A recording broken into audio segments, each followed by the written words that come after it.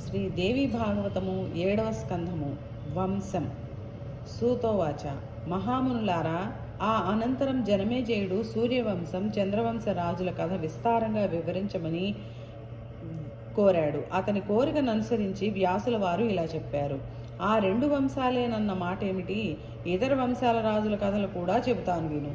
శ్రీ విష్ణుమూర్తి నాభికమలంలో నుంచి బ్రహ్మ పుట్టాడు.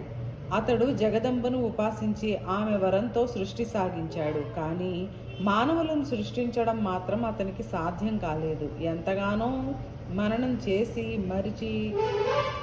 మరీచి, అంగీరుడు, అత్రి, వశిష్ఠుడు, పులహుడు, క్రతువు, పులస్తుడు అనే 7 మానసపుత్రుల్ని కన్నాడు. అతని రోషంలో నుంచి రుద్రుడు, ఒడిలో నుంచి నారదుడు, వ్రేలిలో నుంచి దక్షుడు, అలాగే సనకాదులు జన్మించారు. అతని ఎడమ వ్రేలి నుంచి వీరిని పుట్టింది. ఆమె దక్షుడి భార్య అయింది. ఆమెనే అసిక్ని అంటారు. నారదుడు ఆ అసిక్నికి గర్భాన్నే పుట్టాడు. నారదుడు: క్షమించాలి, మధ్యలో కలగజేసుకున్నాను. జనమేజయుడు: నారదుడు బ్రహ్మకు మానసపుత్రుడు గదా, మరి అతను అసిక్నికి గర్భాన పుట్టడం ఏమిటి అని అడిగాడు. మంచి ప్రశ్న అడిగావు. దక్ష ప్రజాపతిని ప్రజా సృష్టి చేయమన్నాడు బ్రహ్మ. ఆ ఆదేశం ప్రకారం దక్షుడు వీరిని యందు 5,000 మంది కొడుకుల్ని కన్నాడు. ఆ 5,000 మంది కూడా ప్రజా సృష్టిలో లీనమయ్యారు. అప్పుడు బ్రహ్మ మానసపుత్రుడైన నారదుడు వాళ్ళని పరిహసించాడు. ఇష్టం వచ్చినట్లు కనిపారేస్తే ఎలాగా? ఇంత అయితే ఆ భూమి పడుతుందో పట్టదో తెలుసుకోవాలి కదా. అంచేత ముందు భూ విస్తీర్ణం తెలుసుకొని అనంతరం ప్రజోత్పత్తి చేయండి అన్నాడు. నిజమేస్మా అనుకొని భూమి అంతు కనుక్కోవడానికి 4 దిక్కులా వెళ్ళిపోయారు వాళ్ళు. దక్షుడి పరిణామానికి కొద్దిగా బాధపడ్డాడు. అంతలోనే తేరుకొని మళ్ళా కొడుకుల్ని కన్నాడు. వాళ్ళు ప్రజా సృష్టికి నడుం కట్టారు. నారదుడు మళ్ళా నవ్వాడు. ముందు స్థలం ఎంతుందో తెలుసుకుని దానికి సరిపడా కనండి. భూమి కన్నా జనాభా పెరిగిపోతే ఎంత కష్టం అన్నాడు. వాళ్ళు కూడా నారదుడు చెప్పింది సబవేనన్నారు. భూ విస్తీర్ణం తెలుసుకుంటామని వెళ్ళిపోయారు. మండుకొచ్చింది దక్షుడికి. నా కొడుకుల మతి విరిచి నా నిర్ణయాలన్నీ నాశనం చేశావు. నువ్వు నాశనం అయిపోతావు. నీ ఈ పాపానికి గాను గర్భనరకం అనుభవించి తీరుతావు. నా కొడుకువై పుడతావు అని చెప్పించాడు నారదుడిని. అంచేత నారదుడ గర్భవాసాన పడ్డాడు.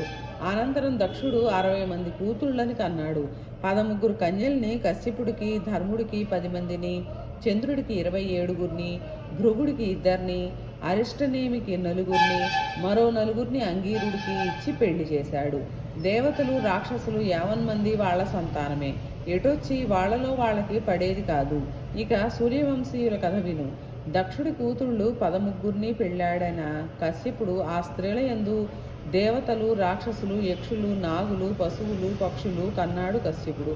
అందుకే ఈ సృష్టిని కాశ్యపేయ సృష్టి అంటారు. కాశ్యప సంతానమైన ఆ దేవతలందరిలోనూ శ్రేష్ఠుడు సూర్యుడు. అతన్ని వినస్వంతుడు అంటారు. అతని కొడుకు వైవస్వతుడు. మొట్టమొదటి మనువు అతడు. అతనికి ఇక్ష్వాకుడు పుట్టాడు.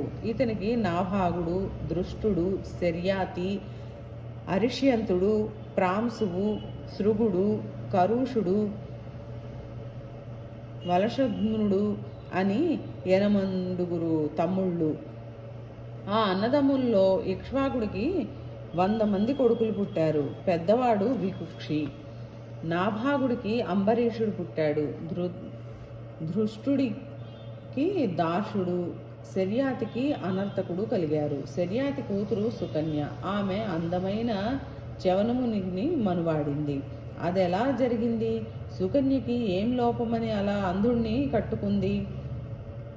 ఆమె జీవితం ఎలా సాగింది అడిగాడు జనమేజయుడు. చెప్పసాగాడు వ్యాసుడు. శర్యాతి పట్టణానికి సమీపంలో ఒక మనోహరమైన వనం, సరోవరం ఉండేది. అక్కడే చవనుడు ఘోర తపస్సులో ఉన్నాడు. అతని మీద పుట్టలు లేచే ఉన్నాయి. సుకన్య, చవనుడు. శర్యాతి తన రాణివాసంతో సహా ఆ సరోవర ప్రాంతానికి విహారానికి వెళ్ళాడు. అతని కూతురు సుకన్య పూలు కోసుకుంటూ చవనుడున్న పుట్ట దగ్గరకు వెళ్ళింది. ఆ పుట్ట రంధ్రంలో నుండి ఏవో 2 మెరుస్తున్నట్లు కనిపించాయి. ఓ పుడక తీసుకుని పుట్ట మీద చెదను గోకేయను ఆరంభించింది. లోపలున్న చవనుడి చూపు ఆమెపై పడింది. పాపా, నేను తపస్సులో ఉన్నాను, ఇక్కడ అల్లరి చేయకుండా వెళ్ళిపో అమ్మా అని చెప్పాడు. బాల్య చాపల్యం దైవయోగం కలిసి ఆమె అతని మాట వినలేదు. ఈ మెరిసేవేమిటి అంటూ పుల్లతో పొడిచింది. ఆ మెరుపు చవనుడి కళ్ళది. సుకన్య పొడవటంతో అతను అంధుడైపోయాడు. బాధ, కోపము కలిగాయి చవనుడికి. తత్ఫలితంగా శర్యాతికి ఆయన పరివారమైన స్త్రీ, శిశు, జంతు కోటికి మలమూత్రాలు బంధించబడ్డాయి. చాలాసేపు ఆలోచించి శర్యాతి ఒక నిర్ణయానికి వచ్చాడు. ఇక్కడ చవన మహర్షి తపస్సులో ఉన్నాడు. ఎవరో దుష్టబుద్ధులు ఆయనకి బాధ కలిగించి ఉంటారు. దాని ఫలితమే ఈ బాధ అయి ఉంటుంది అనుకున్నాడు. అంతలో సుకన్య తను చేసిన పని తండ్రికి చెప్పింది. ఉలిక్కిపడ్డాడు శర్యాతి. కొంప తీసావు కదే తల్లి అంటూ గబగబా చవనుడున్న పుట్ట వద్దకు వెళ్ళాడు. చేతులు జోడించి ప్రార్థించాడు. బాల్య చాపల్యంతో సుకన్య చేసిన తప్పును క్షమించమన్నాడు. క్షమిస్తాను, ఆమెను నాకు కన్యాదానం చెయ్యి అన్నాడు చవనుడు. వృద్ధుడు, అంధుడు అయిన అతనికి నవనవలాడే తన కన్యనిచ్చి ఆమె జీవితం పాడు చేయాలేను అనుకున్నాడు శర్యాతి. కానీ సుకన్య ముందుకొచ్చి, తప్పు నాది, నా వల్ల మీరందరూ బాధపడద్దు, నేను ఆయనను పరం అయిపోతాను అంది. నగలు, పట్టు వస్త్రాలు పరిత్యజించింది. నారచీరలు కట్టుకుంది. చవనుడినే పతిగా వరించింది. పరమ పాతివ్రత్యాన్ని పాటిస్తూ ఉండేది సుకన్య. ఒకనాడు ఆమె స్నానం చేసి ఆశ్రమానికి వస్తూ ఉండగా అశ్విని దేవతలు ఆమెను చూశారు. వివరాలు అడిగారు. ఆమె తన చరిత్ర అంతా చెప్పింది. విన్న అశ్విని కుమారులు ఆమెను ప్రలోభపరచ ప్రయత్నించారు. ఆ ముసలోడితో ఏముంది సుఖం, మాతో స్వర్గానికి రా, నీ వంటి సౌందర్యవతికి ఈ కటిక ఆశ్రమవాసం వప్పలేదు అన్నారు. చలించలేదు సుకన్య. పతివ్రతా ధర్మాన్ని తప్పనిసరి అని చెప్పింది. ఆమె దీక్షకు ఆశ్చర్యపడ్డ అశ్విని దేవతలు, సరే అమ్మాయి, మేం వైద్యులం, నీ భర్తకు కళ్ళొచ్చేలా చేస్తాం, మాలాగే యవనము అందము వచ్చేలా చేస్తాము, అప్పుడు మా ముగ్గురులో ఒకరిని భర్తగా ఎంచుకో అన్నారు. ఆ ఒప్పందానికి ఆశ్చర్యపోయింది సుకన్య. ఈ వార్త చవనుడికి చెప్పింది. చవనుడు నవ్వాడు. ఒప్పుకో, అశ్విని దేవతల్ని వెంటనే నా దగ్గరకు తీసుకురా అన్నాడు.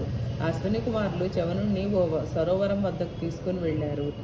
తమతో పాటే అతనిని అందులో మునగమన్నారు. మునిగి లేచేసరికి ముగ్గురు ఒకేలాగా ఉన్నారు. ముగ్గురు యవ్వనులు, ప్రకాశవంతమైన నేత్రాలు కలిగి ఉన్నారు. స్త్రీ మానసాలను ఇట్టే దోచేసే మన్మధుల్లా ఉన్నారు.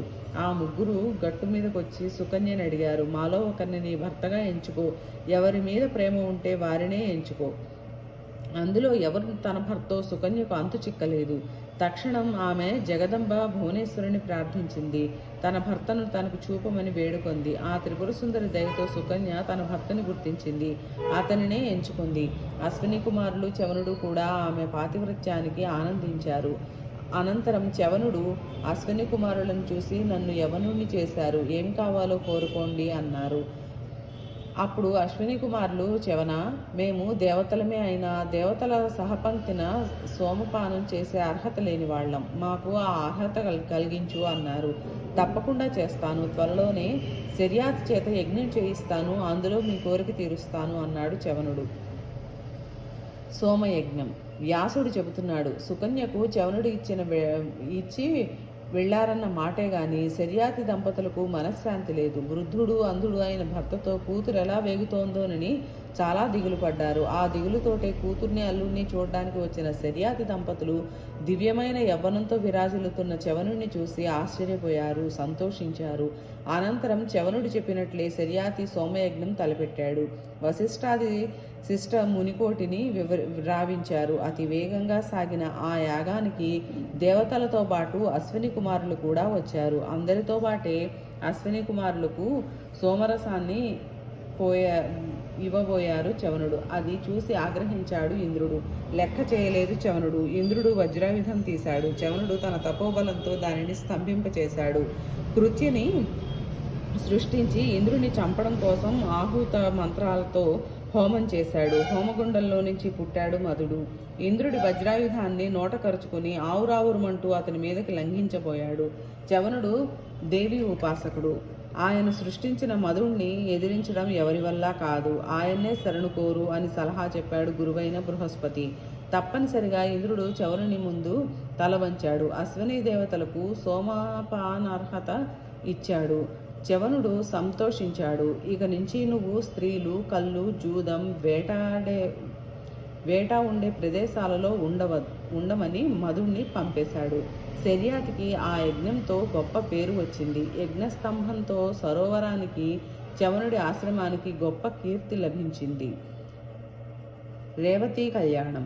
ఆ శర్యాతి కొడుకు అనర్థకుడు, అతని కొడుకు రేవతుడు. అతనికి 100 మంది కొడుకులు. రేవతి అనగానే కూతురు ఉన్నారు.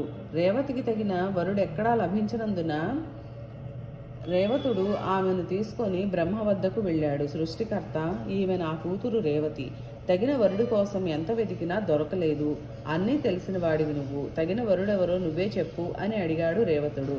అందుకు బదులుగా నవ్వుతూ రేవత, నువ్వు చూసిన రాజకుమారులు ఎవరూ ఇప్పుడు భూలోకంలో లేరు.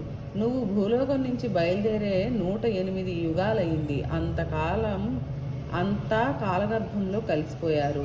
వాళ్ళ కొడుకులు, మనువులు, బంధువులు కూడా లేరు. ఇప్పుడు భూలోకంలో 27వ ద్వాపర యుగం నడుస్తోంది. నీ వంశంలో వాళ్ళంతా మరణించారు. నీ నగరం రాక్షసుల పాలపడిపోయింది. ఇప్పుడు చంద్రవంశం రాజులు పాలిస్తున్నారు. ప్రస్తుతం నారాయణముని శ్రీకృష్ణ అవతారంతో ద్వారకలో ఉంటున్నాడు. అతని అన్న బలరాముడు. అతనే నీ కూతురుకు తగిన వరుడు.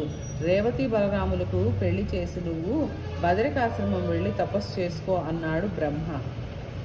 అక్షరాల ఆయన చెప్పినట్లే చేశాడు రేవతుడు. బ్రహ్మ ఆదేశం ప్రకారం చేశాడు రేవతుడు.